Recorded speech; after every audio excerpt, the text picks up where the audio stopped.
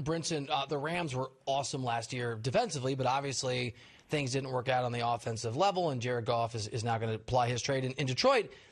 Matt Stafford plus this Rams team equals what for you? Are you eyeing them as like big time Super Bowl contenders this upcoming season?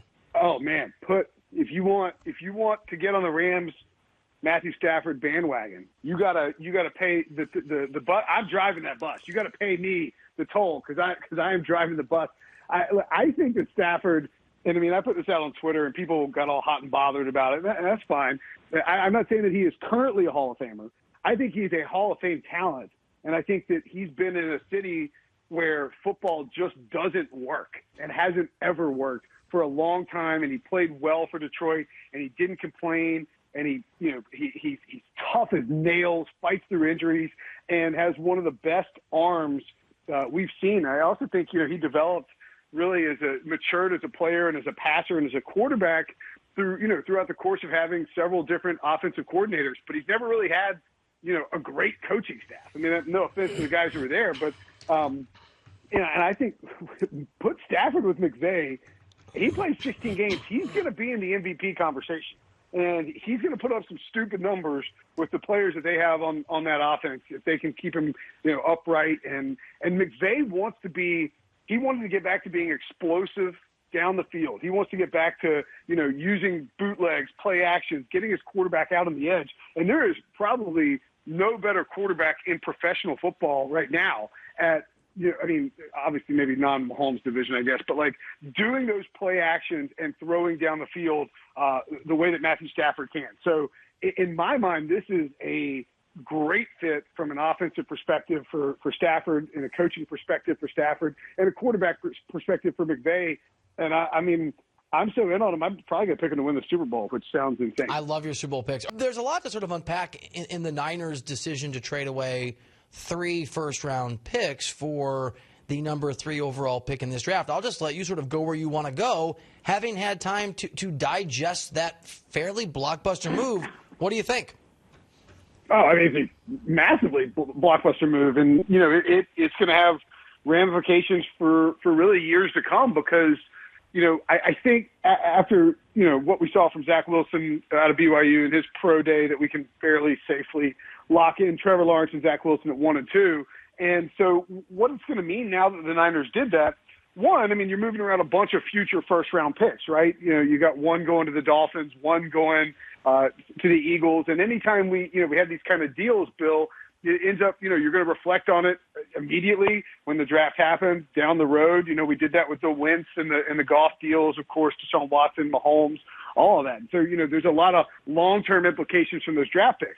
There's even more long-term implications how this plays out from the quarterback perspective because the Falcons at 4 need a quarterback. The Eagles, who were at 6, could have gone with a quarterback. Obviously, they're out on that now. The Panthers at 8, the Broncos at 9. Those are teams that were interested in moving up or in acquiring some of the quarterbacks in the draft. And so San Francisco's in the catbird seat. No one, unless they can make a Godfather offer to the Jets, and it would take an insane offer to get the Jets out of 2, no one is going to be able to leapfrog the 49ers for their first choice of that third quarterback. And so that really dictates, and this is ultimately, if you believe that they haven't decided who they want yet, but they like these guys enough to take them there, this is ultimately the reason for the move, is that you want to be able to dictate who you're getting and who and to have full control on that third option rather than to try and let it play out in the draft. And that's why they overpaid. So now Atlanta, if they want to get a quarterback to replace Matt Ryan in a year or 2 years or whatever it is, they're going to have to wait and see what San Francisco wants to do. The Panthers and owner David Tepper. David Tepper is rabid to get a quarterback right now. He got a taste for the possibility of Matthew Stafford, Deshaun Watson, Russ Wilson. One of these guys on the market, and he sees these prospects, and it's going to be tough if he might not be happy if he doesn't get one. But I think that's really the fallout from all of this. Who does Kyle Shanahan want? Is it Mac Jones, Trey Lance, Justin Fields? And how does that dictate to the rest of the NFL and those teams in the top 10 who need a quarterback? And what will be the ramifications of that, in the draft and down the road? Will Brinson here on the show. It certainly feels like clearly the Dolphins are in on Tua. Are you optimistic about Tua's future presuming that he's going to have the chance with full confidence and not to be pulled in random moments of the fourth quarter to have some success next year and the years ahead?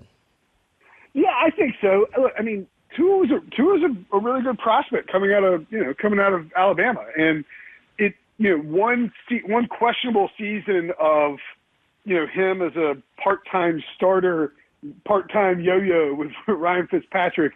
I don't think you can fully decide. I mean, we should never be making career quarterback declarations after one season, even if you don't like what you saw from somebody. Look no further than the two guys I mentioned, Jared Goff and Carson Wentz. Goff was written off as a bust after his first year. Then he was a Pro Bowler for a couple of years and a franchise, face of the franchise, future, like all-pro, borderline Hall of Famer, the numbers he's putting up. And then all of a sudden he's being traded to Detroit, and packaged out of there. Same thing with Wentz, right? Blake Bortles hyped up when he threw a bunch of touchdowns one year. We've seen Baker Mayfield up and down. I mean, these young quarterbacks are, there's not a perfect formula for how they're supposed to perform. And Tua didn't have a great offensive line. He needs some more weapons. And I think that's what Miami's committed to doing with him. And they were so in on him that I think they're going to try and keep, he didn't have a normal offseason. That's a bigger factor. I really think that Tua would be less of a focal point for Dolphins fans and NFL, the NFL commentators in general, if Justin Herbert hadn't been so freaking awesome last year. I think that hurts Tua. But I like the idea that Miami, they trade down from 3 to 12, and then they have this side deal with the Eagles where they get back up to 6.